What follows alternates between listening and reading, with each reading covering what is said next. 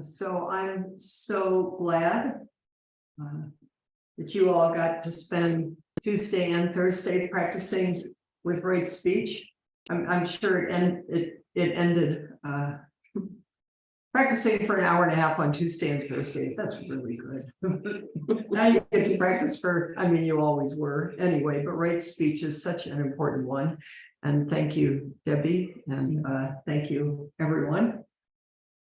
We're going to the Eightfold Path, follow the traditional order and move to right action this time. And the person who wrote the essay in this book that we're using as the main source is, I know Shodo Spring, and admire her a lot because she's well, one, she's a transmitted teacher in Okamura's lineage. I think that's not so. I mean, it's Okamura sensei. I think they just like sit all day long. They just it's a pretty rough. I mean, I'm not saying one is better or worse, but anyway, that's who her teacher is. And I think she started an organic farm as a practice place for people, and she's a climate activist. So she's, as she says later in this, I think it might be one of the things that I underlined to bring forward, is it's an ongoing question in Zen, maybe in probably in every spiritual tradition, is how much does social action have to do with practice? And of course, different people have different proclivities. But the fundamental question of is how do you make the Dharma accessible to everyone? And what is right action? I think it's important that each person needs to ask the question and find out in their lives. And it's important to have examples. And Shodo Spring is, I think, a really beautiful example of someone who is using her life and the teachings to come forward as an expression of concern for the planet and for all beings. So I'm going to share little snippets of things that she said, and then we'll find out what it means for us. The chapter is called Right Action. The world is my body. The world is my body. For those of us who were on Sesshin, that might sound like a familiar theme. So here we are again.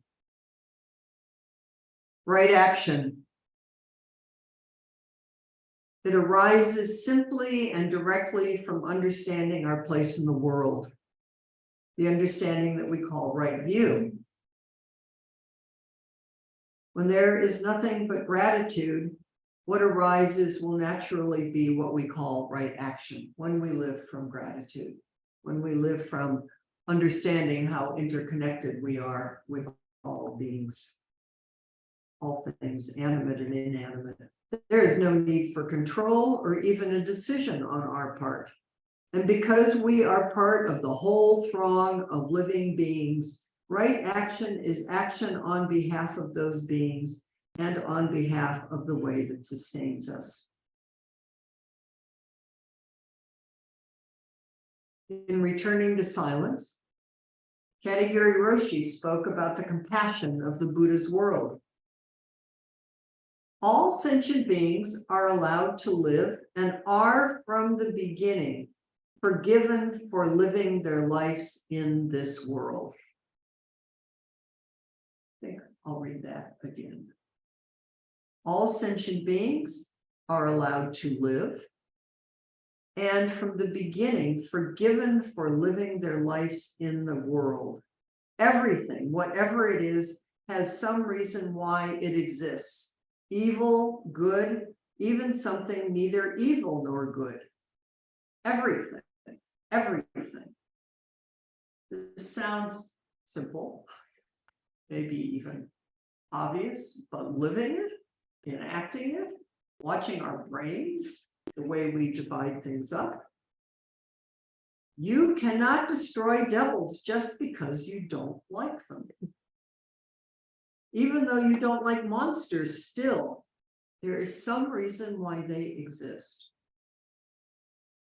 Everything is entitled to live in this world in peace and harmony beyond our judgment, our evaluation. This is the first condition we have to realize. Everything is Buddha. Everything is Buddha. Well, we just got from Katagiri Roshi a practice to practice with for the rest of our lives. Because we're all pretty good at othering, and there are some pretty good monsters out there. Everything is Buddha. Our lives do not take place in our idea of the world or in our idea of ourselves. They occur in the middle of Buddha's compassion. And to be alive, we must completely realize that compassion. We create our own life. We make ourselves alive in the middle of a dynamic universe. The life of practice is not passive. Life is not passive. It acts. It takes initiative. It reaches out to embrace the universe. The shape of that embrace is not prescribed, but embracing the universe is the nature of right action. How are we embracing our states of mind?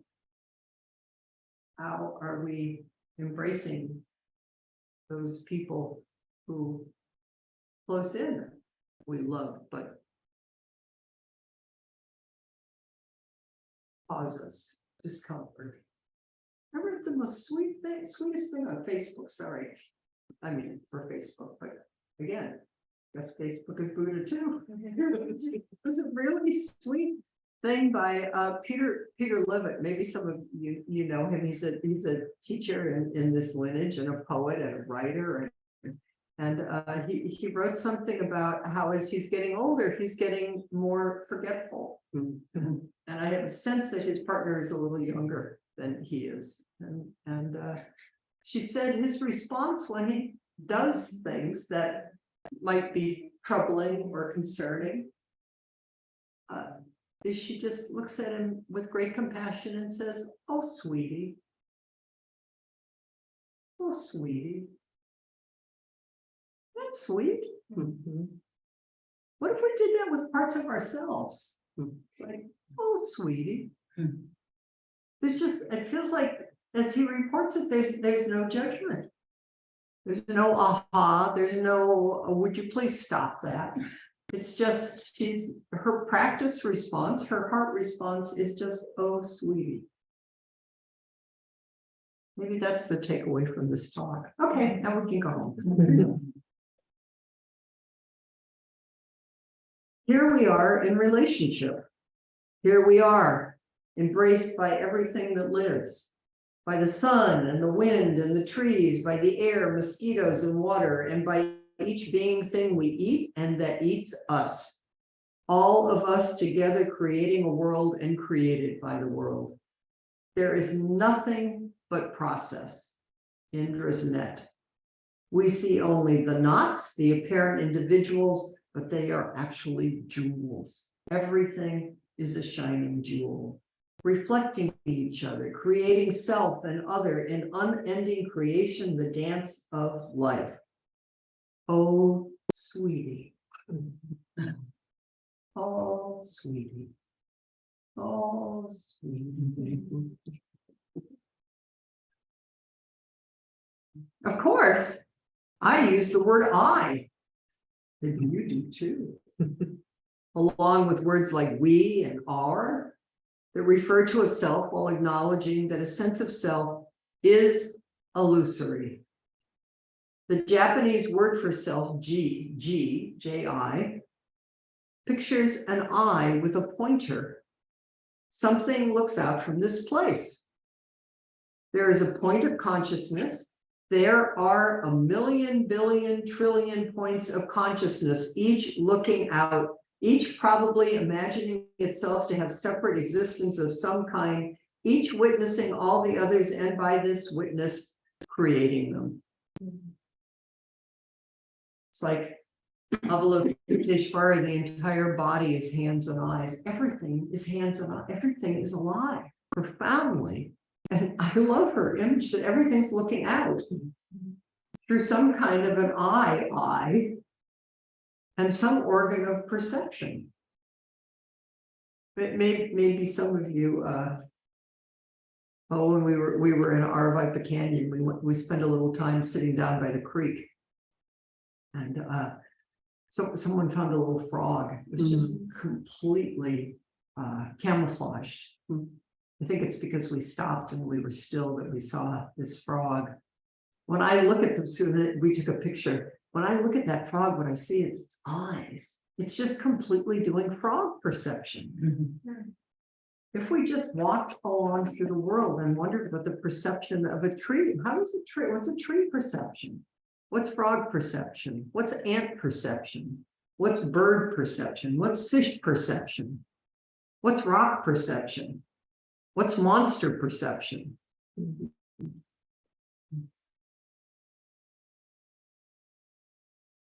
The momentary, instantaneous self, like a flash of lightning, also vanishes in a flash. It is created by all the other witnesses, even as it helps to create all of them in the magnificent dance of interdependent co-arising. In the middle of this dance, saying I is merely a convenience so we can talk about other things. Oh, sweetie, how are you? Oh, sweetie, how? Right view might seem abstract, but Buddhism is full of teachings that can help us bring right view into our own lives to inform right action. And then she brings forward the Metta Sutta. The Metta Sutta is very, very beautiful.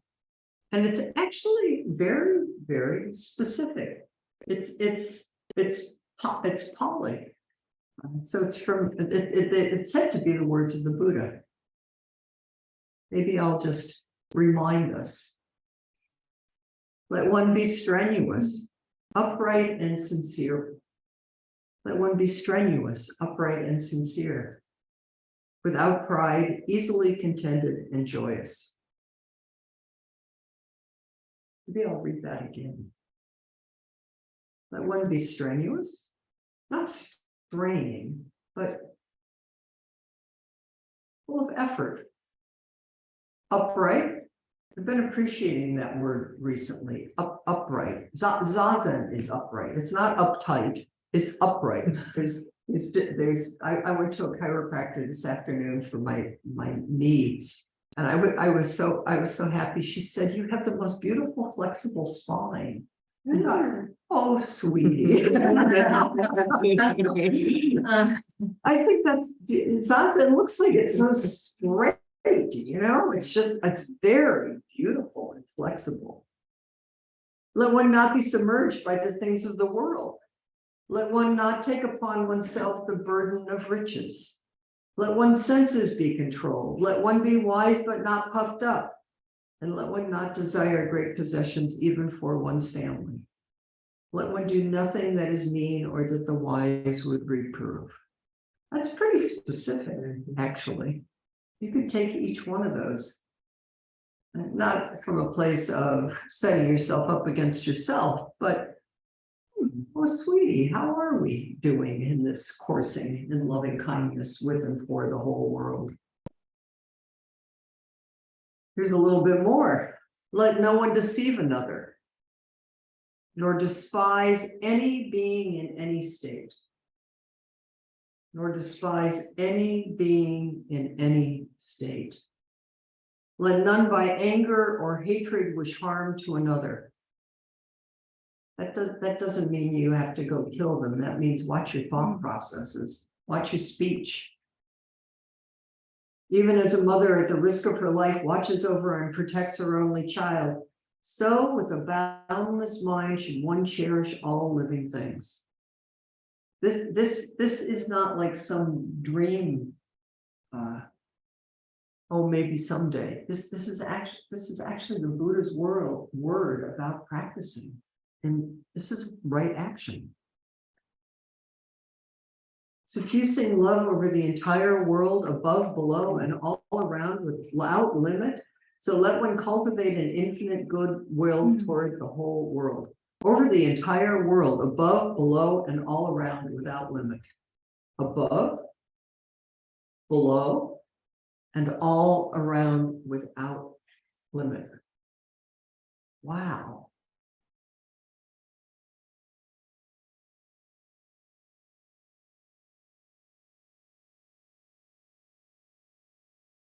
Survival is the necessity that civilized humans, including Buddhists, often forget. We forget we cannot survive without caring for the community of life. Thus, as a society that has replaced an ethic of community with the social value of self-interest, we find ourselves here in the Anthropocene watching the great extinction of species, listening to reports of floods and fires, those of us who are not running from them, and arguing about whether technological capitalism will save us or destroy us. Let us remember that we are animals and our existence is precarious. Our existence has always been precarious, dependent on the whole community of beings in a very physical way. Let us forgive ourselves as we are already forgiven for being animals. Let's claim our animal nature as part of the whole zoo of reality. Let us forgive ourselves for loving our own children more than those of others, as animals do. Like animals, trees, and humans, let us be willing to sacrifice this individual self for the sake of the whole. Finally, there is a place where right view arises. Our tribe is not just our biological family, local community, or people who look like us. Our tribe is all sentient beings. The predator cares for the prey species for survival reasons. The awakened one cares for them because they are ourselves. There's something so intimate about traveling on airplanes and in airports, which I was doing most of yesterday. Everybody is so revealed and thrown into this great big pot. It was from my social justice perspective, aware of it costs money to be on an airplane and how predominantly white people are on airplanes. I was also profoundly aware on more and more subtle levels of how deeply conditioned I am around who I think is part of the tribe and who isn't. How easily my eyes and hearts rest and relax in general around white people. And really subtle little perceptions of othering. Just somebody just looks a little different, sounds a little different. It's really important to notice these things because otherwise we won't notice who we're putting outside of our hearts. Standing or walking, sitting or lying down, during all one's waking hours, let one practice the way with gratitude for all beings. And then she talks about the precepts, which I'm not going to bring forward, but I think I may bring forward on Sunday. may talk more about the precepts, even though we'll talk about them. We do ongoing precept study, but precepts is the blood vein. They're actually called the blood vein. It's what makes our animal blood vein alive with vow and possibility. Here's just a little bit more. Right action in context. Sangha. It matters to be part of a Sangha. It matters to be part of a Sangha. Some of the benefits of Sangha include not feeling alone. Having to look at why you still feel alone when surrounded by community. Ooh, I like that one. Say that one again. We come here to not feel alone, and then we get in the middle of people and we still feel alone. Please study that. Having people to correct you when you get confused, and especially getting called out when you become proud of your learning or your practice. Having to deal with difficult people in a setting of practice, for instance, your work superior gives confusing instructions and then criticizes your mistakes, is a chance to watch how anger arises in your own body, because a practice setting supports examination rather than judgment. We are so lucky that we have imperfect human beings in our Sangha, and that there is a trustworthy agreement that each person is going to look at and take responsibility for whatever that they think the other person is doing out there. Watch your state of mind. What's the view through which we're perceiving the world? She brings forward right action in context of public engagement. The world comes in layers. In the ultimate, everything is peace, and it's fair to say everything else we experience is delusion.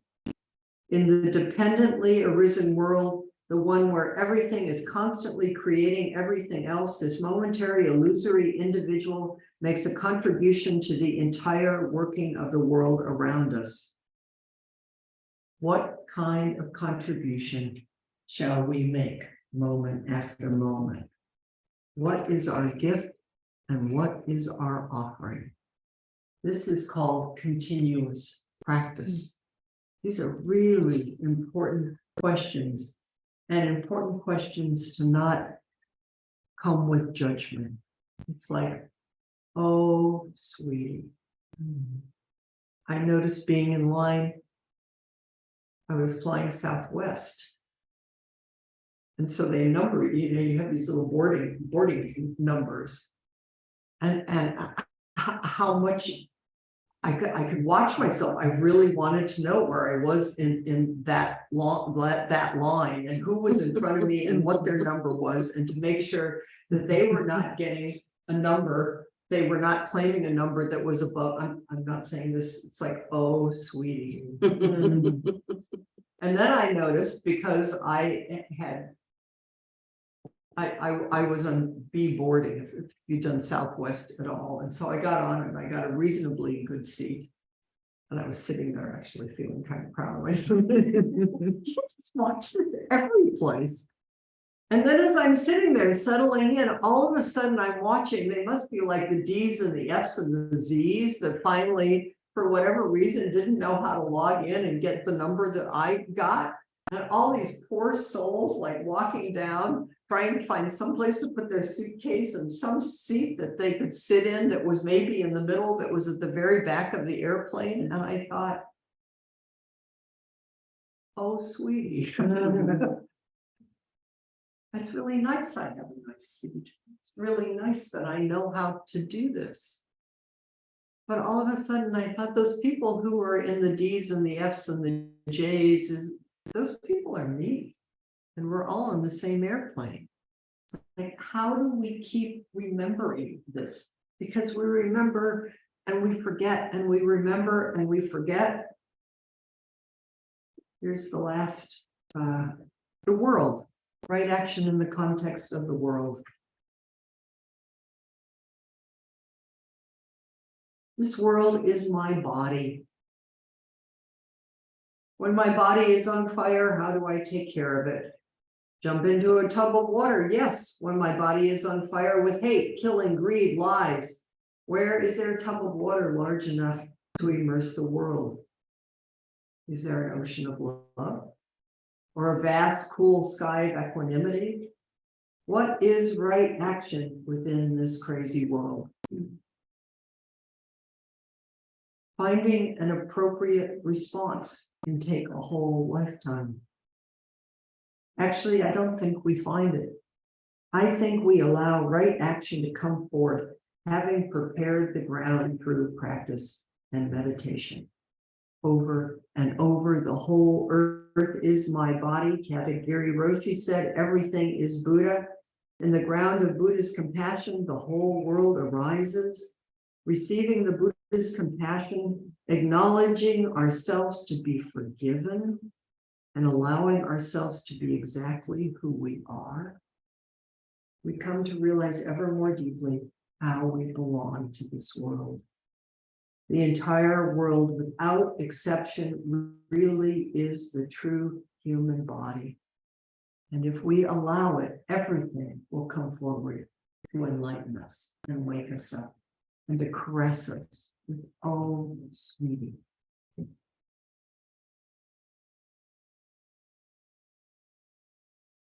couple more sentences.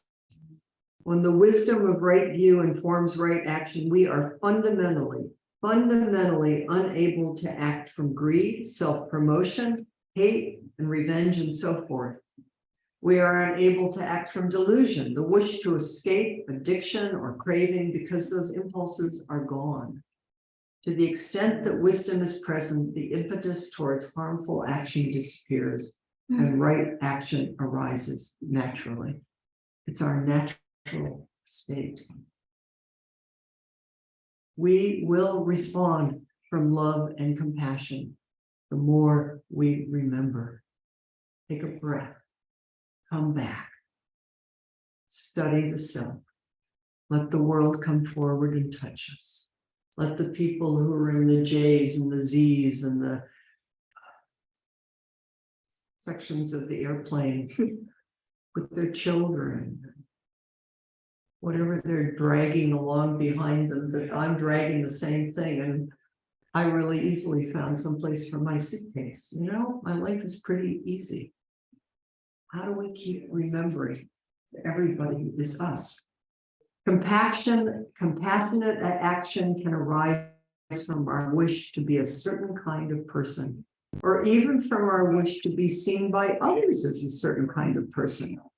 Or kind action can arise from our awareness of the nature of things. This sick person, that needy one, the polluted river, the endangered animal, the perpetrator and victim of harm, all are none other than myself. There is no separation. Right action comes from that place. Oops, good. So one more story, then I'm going to divide you up. A jump off line would be, oh, sweetie. My son lives and works in Oakland, and